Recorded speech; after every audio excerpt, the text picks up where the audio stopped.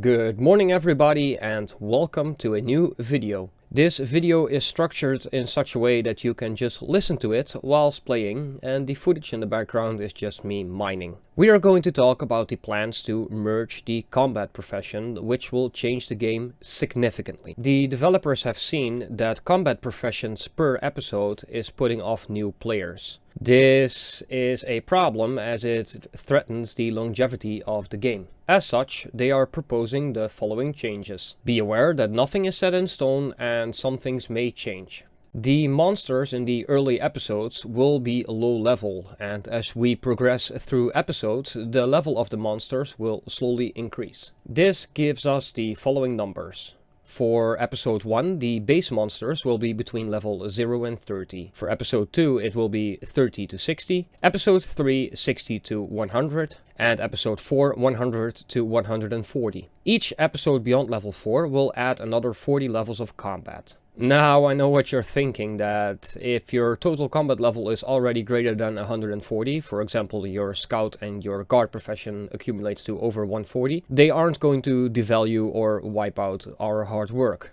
To ensure that players who play a lot aren't massively overpowered by the time they reach a later episode, the maximum combat level will be capped at the top level of the latest episodes you have discovered. This way, when they launch episode 5, a reasonable number of people will have reached the level 140 maximum that episode 5 will be designed to start at, and there won't be loads of overpowered players. Because they want to increase the combat level by 40 for each new episode, the combat level cap eventually will be very high. Now the problem with this is that players will eventually run out of combat. So when you have reached the combat level cap of the current episode, for example in Hopeport you would be level 30, there will be an endgame quote-unquote mechanic where excess combat levels will instead be used to increase the level of that episode's obelisk. The obelisk will be used to further boost your combat while you are in the same episode as the obelisk. Additionally, when upgrading the obelisk, a small number of the available upgrades will still apply when you are in the next episode. This allows for preparation when moving from, for example, episode 1 to episode 2. The episode 1 obelisk will be able to gain up to 470 levels. The episode 2 can also gain 470 levels, and each subsequent obelisk can gain up to 460 total levels. This way, the total levels per episode remains the same.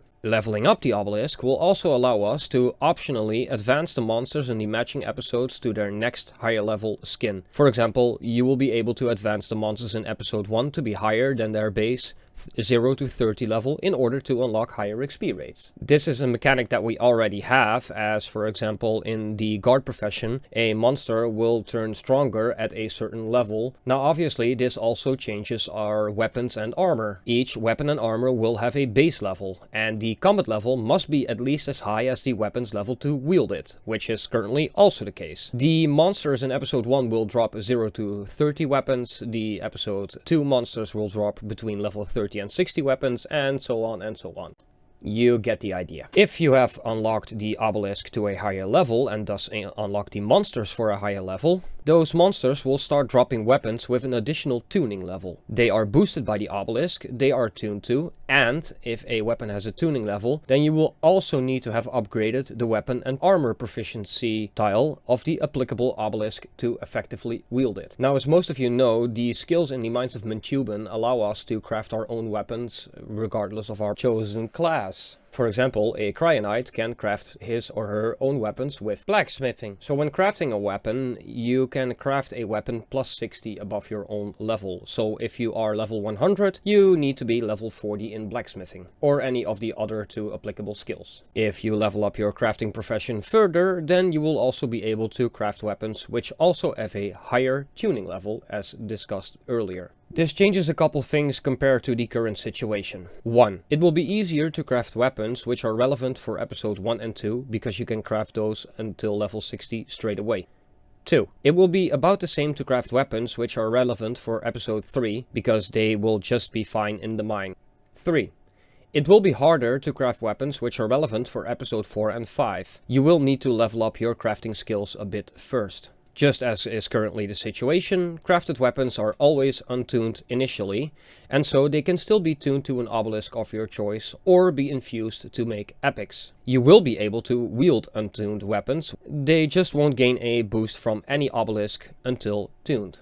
Because this will allow us to craft weapons with a higher level than our crafting level, the price of the crafted weapons will need to be balanced accordingly, so the wealth gain at each level of crafting remains the same as currently is the situation. However, they also want to have the wealth gain from killing monsters at each combat level to remain the same. And to fix this, untuned weapons, i.e. the ones we craft, will have a lower cash value than tuned weapons, i.e. the ones which monsters drop, and you will have to pay the cash difference to tune them. This does effectively mean that getting a better weapon will actually cost you money.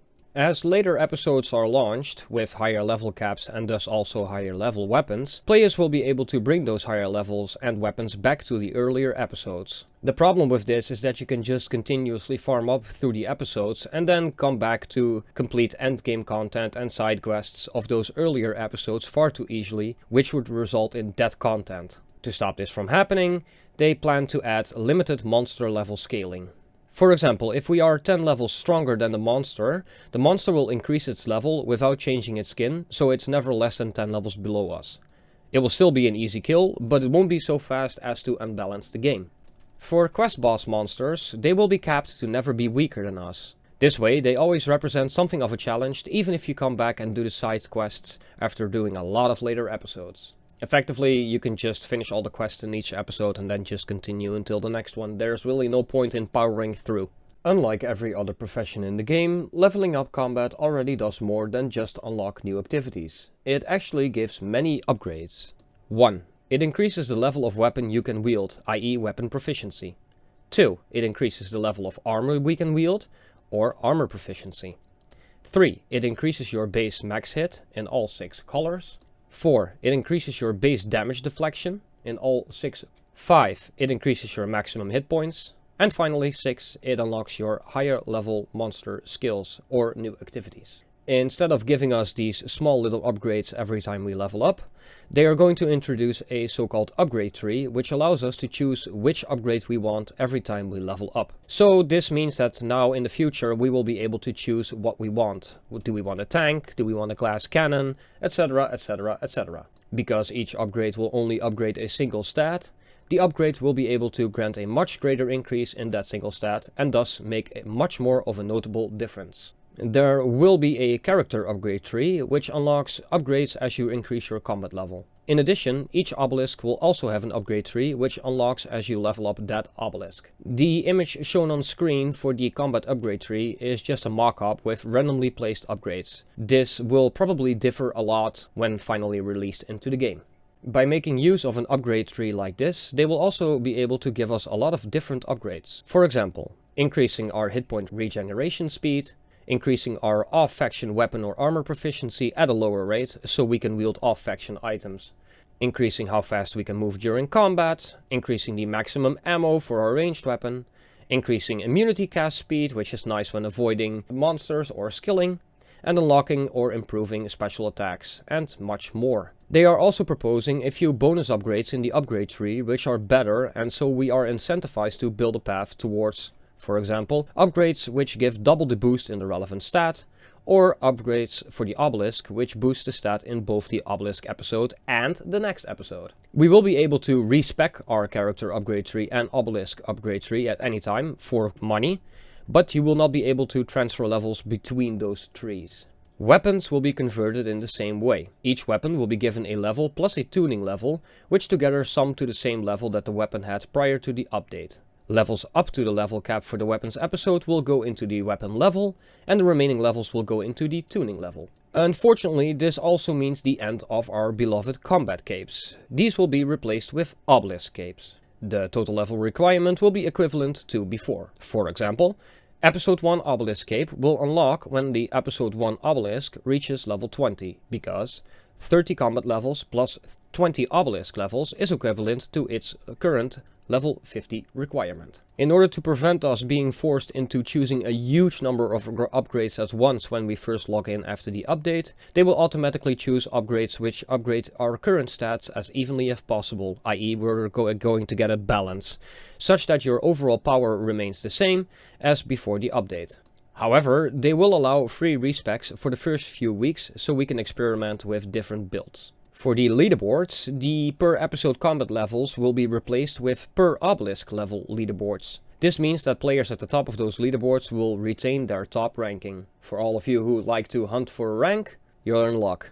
Obelisk levels will count towards our total level, so our total level and the position on the total level leaderboards will not change. Finally, they are also trying to look into the future. Beyond this first batch of improvements, they are also looking to make a lot of other improvements to combat to make it more varied and interesting. This includes special attacks, more varied opponents, group combat, raids, etc, etc, etc. And that's going to be all for this video. Hopefully you enjoyed. If it helped you out, then consider dropping a like and subscribe. And I'm very interested to know in what you guys think about this proposed change. Let me know down in the comments. Personally, I'm not quite sure this would be a good idea.